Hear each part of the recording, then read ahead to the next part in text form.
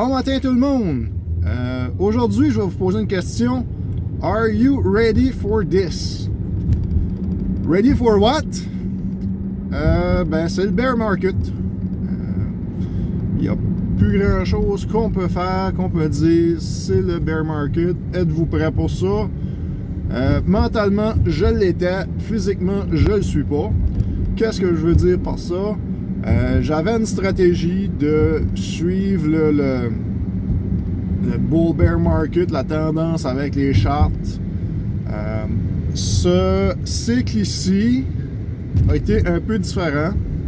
On a eu un double top, which qui était à peu près la moitié de la valeur de la prédiction.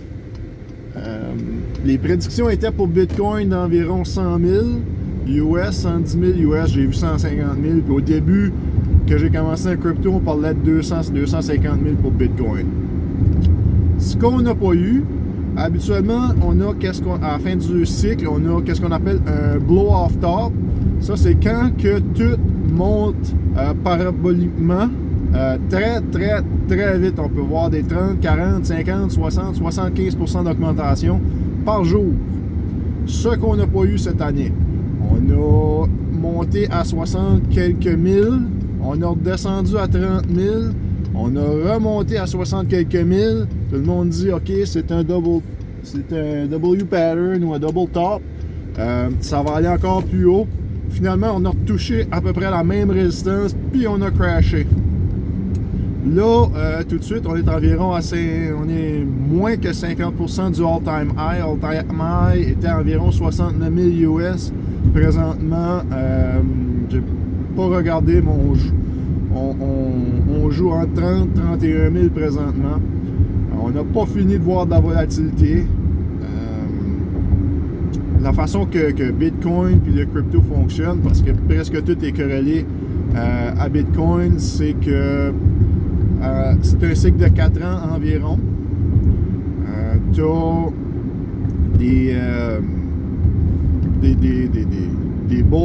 un bull puis un bear market.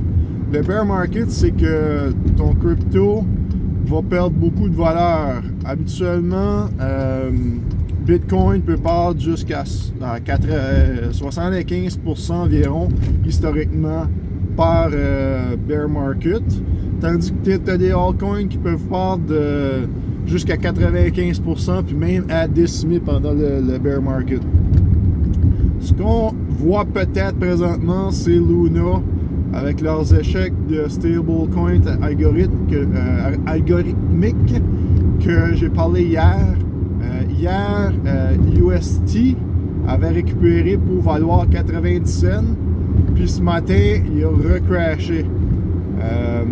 C'est ça qui arrive quand tu commences dans des nouveaux projets. Même les plus crypto-savvy comme Carl Runefeld, ce matin, il a fait une vidéo qui avait perdu 1,6 million avec Luna. Luna, c'est le projet, si on peut dire, qui ont créé le UST.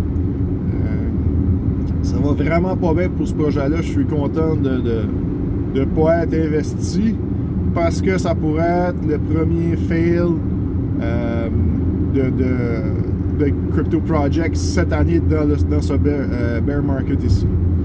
Je dis pas qu'ils recovereront pas, mais j'ai des gros doutes que à long terme ça va les nuire.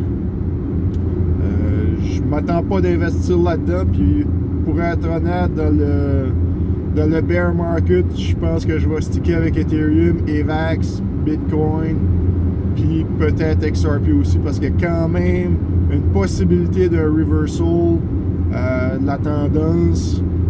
Il y a deux choses qui peuvent arriver, qui pourraient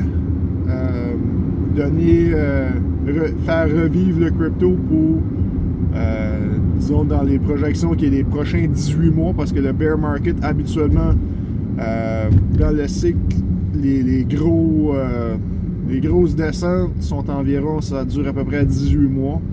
on peut dire qu'on a commencé environ au mois de février à descendre ce bear market ici. Donc, il nous reste encore plus qu'un an à voir des crashs comme qu'on a vu cette semaine. Ça va arriver encore, ça n'a pas fini. Donc, si on voit que ça monte, les chansons que c'est un relief pump. Qu'est-ce que c'est un relief pump? C'est que ça peut pas tout le temps aller en descendant. Tu vas avoir des hauts et des bas. Ça va faire comme un stock market normal. Mais si tu regardes la charte, si tu inverses la charte d'un stock market normal, tu vas avoir la charte d'un bear market. Donc, tu vas avoir des petites pompes puis des grosses drops. Des petites pompes puis des grosses drops pour éventuellement continuer à descendre. Où est-ce qu'on s'en va avec ça? Il n'y a personne qui le sait. Tu peux regarder les charts, essayer de trouver des fractals. Il n'y a personne qui va pouvoir prédire parce qu'il n'y a pas grand monde qui avait prédit un double top à 60 quelques mille avec Bitcoin. Donc, ça ne sert à rien de te fier à ce que les autres disent. Fie-toi à ton guts. Si tu sens que c'est un bon prix, n'importe quoi que Bitcoin est à ce prix-ci, je dirais que c'est un bon deal, mais faut pas te regarder tes pertes parce que tu vas en avoir. Si tu vends pas, tu perds pas, mais si que ton crypto project fail, oui, tu peux perdre. Si ça va à zéro et ça ne remonte plus jamais, c'est un risque. Ce qui pourrait arriver, moi le premier que je vois physiquement faire ça, c'est Luna. Je dis pas qu'ils récupéreront pas, mais avec ce qui se produit tout de suite de leur côté, puis les gens qui ont peur, qui paniquent sell, c'est pas un bon temps pour investir dans Luna. D'après moi, ils n'ont pas fait le fond encore, donc il y a encore gros de volatilité sur le downside. Si que UST n'aurait pas crashé cette nuit, j'aurais été plus confiant dans le projet. Mais avec la second crash, ce qu'on peut dire, de UST, ça vient vraiment ébranler la confiance. Puis, la façon dont je le vois, moi, si je serais dans le projet, aussitôt que je me rapproche back d'avoir le PEG à 1$, c'est sûr que je ramasse mes jambes, mon crypto, puis je cours en pleine course. Là. Je reste plus dedans, je vais aller d'un autre stablecoin qui a fait ses preuves, qui a déjà été audité. Puis c'est ça dans le fond là. Faut que tu fasses attention. C'est dur, tu peux pas prédire des choses comme ça. Faut vraiment que tu te fies à ton sentiment. Faire ta recherche, tu étudies le projet, faire sûr que tout est tout seems legit.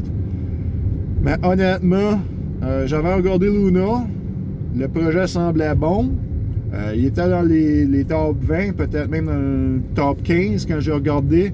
J'ai failli investir, mais j'attendais un relief drop parce que ça montait beaucoup trop vite. Le hype était vraiment trop haut. C'était pas le temps d'acheter. Je m'ai abstenu, puis finalement mon feeling était bon dessus. Donc, oui les charts, oui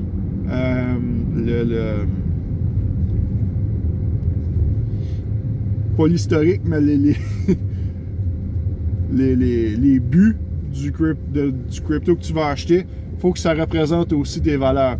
Donc, je ne m'ai pas vu associé à Luna. J'en ai pas acheté, puis je suis vraiment content. Mais ça ne veut pas dire que tu peux pas acheter un small cap pour faire de l'argent.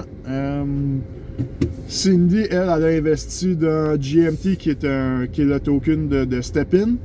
Au début, que j'avais même pas entendu parler, elle a vu ça.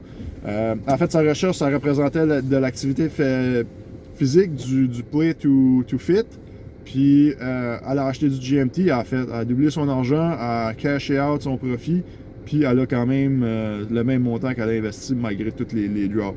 Donc, c'était ça aujourd'hui, mon vidéo. Je vous souhaite une bonne journée.